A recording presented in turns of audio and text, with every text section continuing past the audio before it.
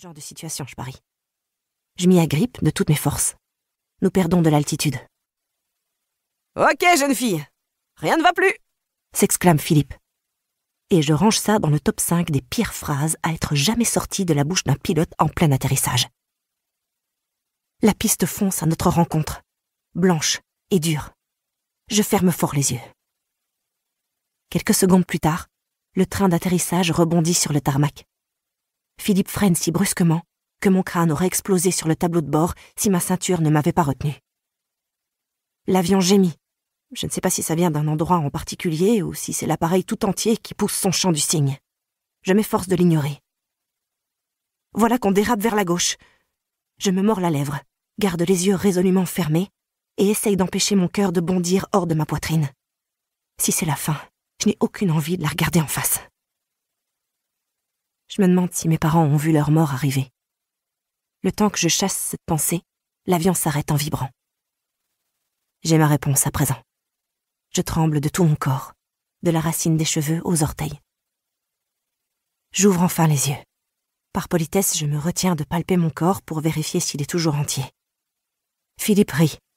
« J'ai tout fait comme ils disent dans le manuel de pilotage. » Peut-être que son manuel est en fait un roman d'épouvante, ou qu'il l'a lu à l'envers.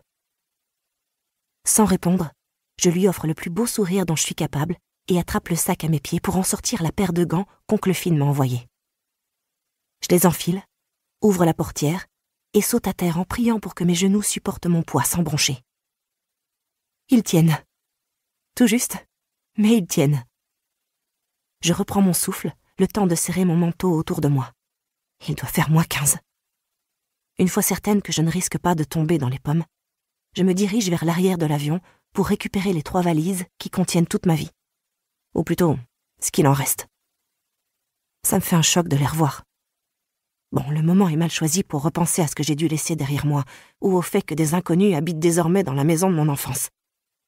Après tout, j'ai perdu bien plus que mon matériel à dessin, bien plus que ma batterie adorée, bien plus qu'une maison. Tant bien que mal, j'empoigne une des 3 valises dans la soute et la pose sur le sol. Avant que je puisse prendre la deuxième, Philippe soulève les 2 autres, comme si elles étaient remplies de plumes. « Viens, Grace, allons-y, avant que tu te transformes en glaçon. » Il m'indique un parking. Même pas un bâtiment, un parking, à une centaine de mètres. Je me retiens de grogner. Il fait si froid. Ce n'est plus à cause de la frayeur de l'atterrissage que je tremble. Comment font les gens pour vivre ici? C'est surréaliste. Ce matin, à mon réveil, le thermomètre affichait 20 degrés. Ai-je le choix? Je saisis ma valise par la poignée et la traîne vers la bande de béton qui constitue sans doute l'aéroport de Hilly. On est bien loin des terminaux bondés de San Diego. Philippe me rattrape vite, une valise dans chaque main. Alors que je m'apprête à lui dire qu'il peut utiliser les roulettes, je comprends, dès qu'on quitte la piste, pourquoi il préfère les porter. Il y a de la neige partout. Impossible de faire rouler des valises là-dessus. Malgré mon épais manteau et mes gants en fausse fourrure, je suis frigorifiée avant même d'avoir parcouru la moitié du parking. J'ignore comment je suis censée effectuer la dernière partie du voyage jusqu'à l'internat, dont mon oncle est le directeur. Avant que je puisse demander à Philippe s'il y a des Uber par ici, une silhouette émerge de derrière un camion et court à ma rencontre. Je crois que c'est Messi, ma cousine, sans en être certaine. Elle est emmaillotée des pieds à la tête dans une combinaison protectrice. « Tu es là !»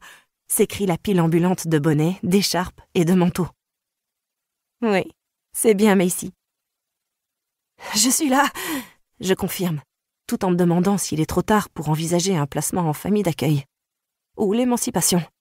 Peu importe ce qui me permettrait de rester à San Diego, ça doit valoir mieux que de vivre dans une ville dont l'aéroport consiste en une unique piste et un minuscule parking. Heather va hurler quand je lui raconterai. « Enfin !» ajoute Messi. Elle tente de m'enlacer, ce qui est un peu compliqué comme manœuvre vu qu'elle porte 3000 couches de vêtements. En plus, même si elle a 16 ans et moi 17, elle fait une tête de plus que moi. « Ça fait plus d'1 heure que j'attends !» Je la serre contre moi. « Désolée, mon avion a eu du retard à Seattle. Une tempête nous empêchait de décoller. » Elle grimace.